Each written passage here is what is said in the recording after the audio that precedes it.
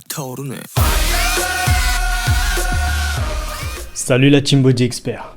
Bon, vous m'avez réclamé une suite à ma première vidéo sur les pires youtubeuses qui parlent de sexe, car vous m'avez fait la remarque que je me focalisais trop sur la forme de leurs vidéos et la manière dont elles s'expriment et non sur le fond. Bon, malheureusement, à cause de vous, vous allez leur infliger une double punition parce que je vais vous montrer que leur argumentaire est tout aussi nul que la forme. Alors, petit rappel de base pour ceux qui n'auraient pas suivi ma précédente vidéo. Je fais un sujet sur des personnes qui se sont improvisées spécialistes du sexe sur YouTube et qui font profiter de leur expérience aux internautes. Commençons avec la première question que vous m'avez posée. Pourquoi j'affirme que les youtubeuses comme Léa Chou, Clemity Janes, Pandora Box ou les chaînes Parlons Peu, Parlons Cul, Femmes Actuelles, etc. n'ont pas d'expérience? Concernant Léa Chou et Clemity Jane, non seulement elles sont trop jeunes pour avoir une expérience importante, et elles indiquent privilégier des relations durables, ce qui est très bien, mais qui va à l'encontre d'une expérience conséquente qui ne peut être réalisée qu'avec de nombreux partenaires. Concernant Pandora's Box, vu l'absence de pertinence des conseils qu'elle donne, elle ne peut pas avoir d'expérience non plus. Mais ça, vous allez le constater avec mon œil de professionnel dans un instant. Pour la chaîne Parlons Peu, Parlons Cul, vous avez affaire à deux comédiennes. Je répète, ce sont deux comédiennes. Ce sont des animatrices et aucunement des spécialistes du sexe. Aujourd'hui, elles font des vidéos sur le sexe et demain, elles feront peut-être des vidéos sur le cinéma.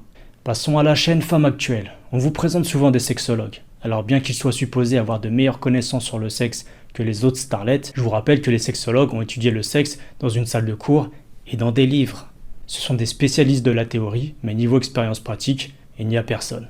Bref, parler de cul ouvertement, donner 2-3 techniques ou déballer des sextoys ne font pas d'une personne une spécialiste du sexe. La question logique qui suit, c'est quels sont les critères pour prétendre à avoir de l'expérience? Pour avoir une expérience, il ne suffit pas d'avoir baisé de nombreuses fois avec un ou plusieurs partenaires, ni avec un seul profil de partenaire qui vous plaise, ni d'avoir fait une carrière dans le porno avec une dizaine de films. Pour avoir une vraie expérience, il faut avoir baisé énormément, mais surtout avec de très nombreux partenaires différents et avec des profils les plus diversifiés. C'est la diversité des partenaires dans un nombre très important qui va faire une réelle expérience. Pour ma part, il a fallu que je dépasse le seuil des 200 partenaires pour maîtriser complètement tout ce qui concerne le sexe et la psychologie qui l'entoure. Avant cela, j'avais une expérience incomplète. Et pour avoir une réelle connaissance, il a fallu que je baise avec plein de femmes de catégories sociales, d'âge et de pays différents. Pour me faire une vraie expérience, j'ai dû baiser avec des étudiantes, des femmes au foyer, des femmes enceintes, des mères de famille, des femmes d'affaires, des secrétaires, des mannequins, des femmes mondaines, des anorexiques, des obèses, des sourdes et muettes, des femmes de grande taille, de petite taille et j'en passe. C'est ça qu'on appelle avoir une expérience, car on a touché toute la diversité de la population. Maintenant, je pense que vous comprendrez mieux quand je dis que toutes les pseudo-starlets de YouTube qui parlent de sexe n'ont pas d'expérience.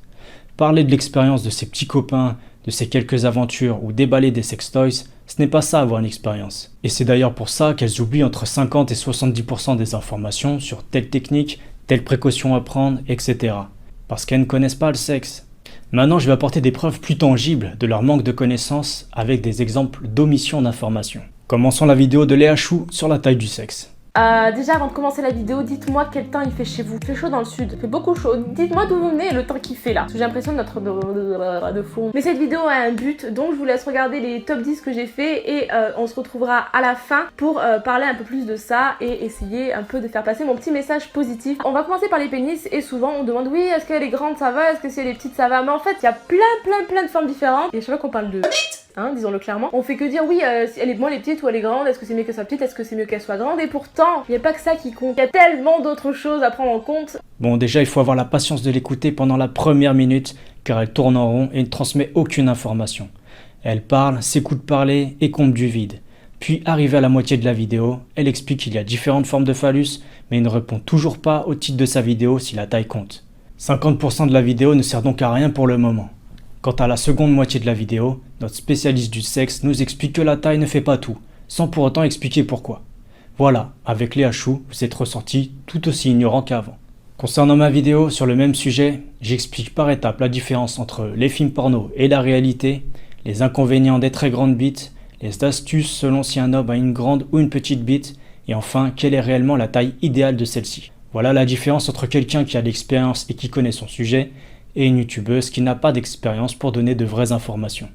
Passons à la vidéo de Calamity Jane sur le préservatif. Bien sûr dans les marques dites classiques qu'on trouve un petit peu partout. Mais moi je vous conseille spécifiquement la gamme My Size. Il existe aussi une foule de préservatifs. Je voulais vous parler aussi d'une marque de préservatifs que j'ai découvert. Celui-là il ressemble à un paquet de frites. Celui-là il a un design aussi complètement ouf, qui est super joli. Déjà sur 32 minutes de vidéo, il y a 30 minutes de promotion de produits. Alors je vais résumer les 2 minutes restantes d'informations. La seule chose d'utile dans sa vidéo concernant le préservatif, c'est de ne pas mettre deux préservatifs l'un par-dessus l'autre, bien qu'elle n'explique pas non plus pourquoi ils peuvent craquer. Voilà, le sujet du préservatif de sa vidéo est terminé. Même si par la suite elle abordera d'autres sujets tels que la prévention pour les rapports oraux, son sujet comment bien utiliser un préservatif se résume en un seul point. Bon, on va comparer avec ma vidéo.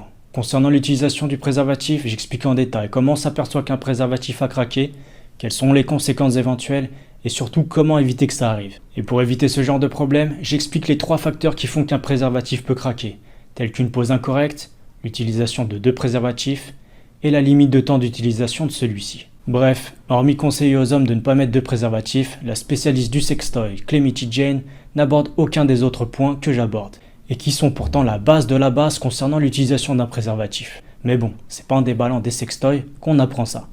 Passons à la vidéo Pandora's Box sur la sodomie. Que peut-on bien apprendre d'utile? La sodomie existe depuis l'origine de l'histoire de l'humanité. D'ailleurs, la sodomie se retrouve également dans la nature. La sodomie se retrouve chez les bonobos et évidemment les chimpanzés, mais aussi chez les gorilles des montagnes. On trouve aussi des cas de sodomie chez les rats, chez les taureaux il me semble. Donc, nous revoilà. Alors, un ingrédient indispensable pour une bonne sodomie, j'ai l'impression de présenter une chaîne d'achat pour vieilles ménagères à la télé.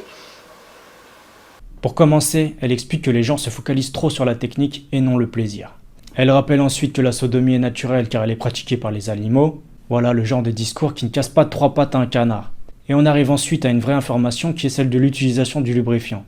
Hélas, cette partie se transforme en un long monologue interminable. Puis ça part dans des banalités comme « il faut connaître son corps », « il y a trop de tabous dans la société », etc.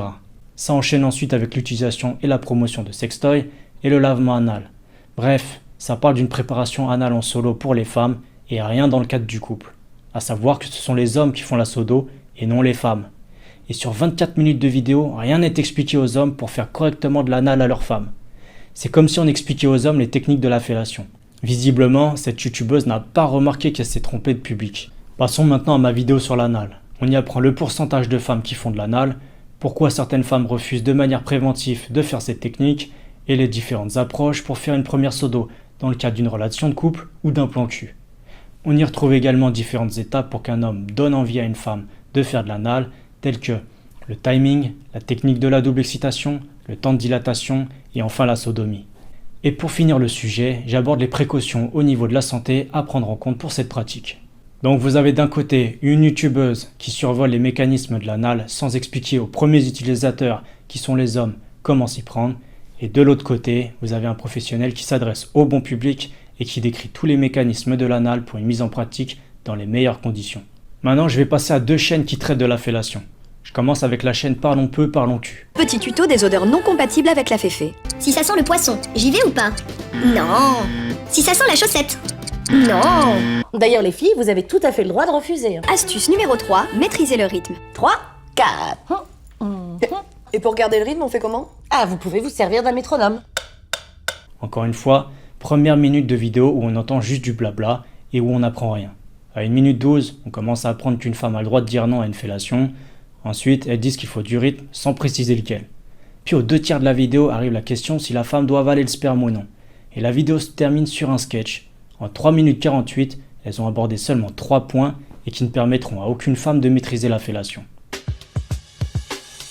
La technique de la fellation, j'ai envie de dire, il n'y a pas forcément de bonne technique. Essayez plein de choses. Maintenant, soit il donne la technique à la femme, soit la femme peut lui proposer aussi autre chose. Donc l'essentiel, c'est 1, d'avoir envie, et 2, d'être à l'écoute de son partenaire. Quant à la chaîne Femme Actuelle, la vidéo montre l'interview d'une sexologue, ce qui indique qu'elle devrait maîtriser un sujet aussi banal que celui de la fellation. Malheureusement, son expertise explique aux femmes que la fellation ne comporte pas de technique, car chaque homme est différent. On sent tout de suite qu'avec ce genre d'observation, ça va beaucoup aider les femmes. Alors des techniques, il y en a, mais pour pouvoir les expliquer, il faut les connaître. Encore une fois, elle rappelle qu'il faut que la femme ait envie de faire une fellation à son partenaire. Je suis d'accord, mais c'est toujours pas une technique. Ensuite, elle conseillera d'essayer différents rythmes avec son partenaire, c'est-à-dire soit lent, soit dynamique. Et c'est tout. En 1 minute 50, cette professionnelle diplômée a expliqué aux femmes 2 points. Maintenant, on va comparer ma vidéo sur la fellation avec ces 2 spécialistes du sexe. Déjà, j'explique par étapes que c'est le contraste de la température entre la bouche de la femme et le sexe du mec qui procure du plaisir pendant la fellation. Puis il y a 3 facteurs pour bien réussir une fellation tels que l'amplitude du mouvement, la vitesse de friction et la pression de la bouche. Je continue en expliquant qu'une femme peut faire une fellation avec différents styles et je termine en expliquant les choses à ne pas faire pour une fellation. Encore une fois, voilà la différence entre des gens sans expérience qui ne savent pas de quoi ils parlent et un professionnel du sexe.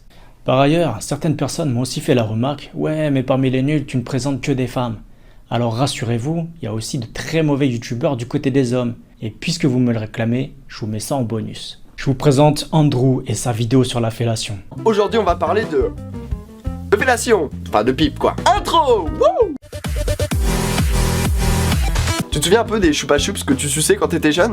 Bah là c'est pareil, sauf que c'est beaucoup plus gros. T'as déjà senti un sgeg qui pue? Eh mais c'est atroce ce truc. Ne vous lavez jamais les dents avant de faire une fellation, car en vous brossant les dents, vous pouvez vous faire des micro-lésions sur les gencives. Il donne la définition de la technique, parle d'odeur, de technique à 2 mains, du fait de ne pas mettre les dents, de jouer avec un glaçon, et enfin des lésions éventuelles dues au brossage de dents. Bref, lui non plus ne parle pas d'amplitude de mouvement, de rythme, de pression, de système de contraste de température, etc. Encore un youtubeur qui ne connaît aucun mécanisme, qui gesticule dans tous les sens et qui s'écoute parler. Bon évidemment je vous ai gardé le meilleur pour la fin avec la chaîne Artus et Nico. Là on atteint le top du top de l'information. Salut les gars, c'est Artus et Nico, les suceuses de YouTube. Ouais. Alors conseil numéro 1, ne pas se jeter directement sur la bite. Voilà. Eux, je sais même pas s'ils appartiennent à la planète Terre. Bon, comme c'est tellement catastrophique et qu'il n'y a rien à argumenter, on va passer directement à la conclusion. Pour conclure, je vous ai présenté les plus grosses chaînes YouTube qui parlent de sexe et celles qui sont présentées par les médias mainstream comme les meilleures.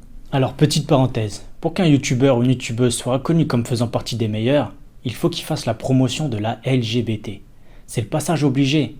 Il existe d'autres youtubeurs qui parlent de sexe et maîtrisent parfaitement leur sujet, mais vous ne les verrez dans aucun article de magazine, aucune émission de radio et aucun plateau télé, tout simplement parce qu'ils ne font pas la promotion de l'homosexualité. Entre nous, on pourrait presque assimiler ça à de l'hétérophobie. Bref, je vous informe de ce détail pour que vous compreniez aussi pourquoi des gens sans compétences sont mis en avant par rapport à d'autres plus compétents.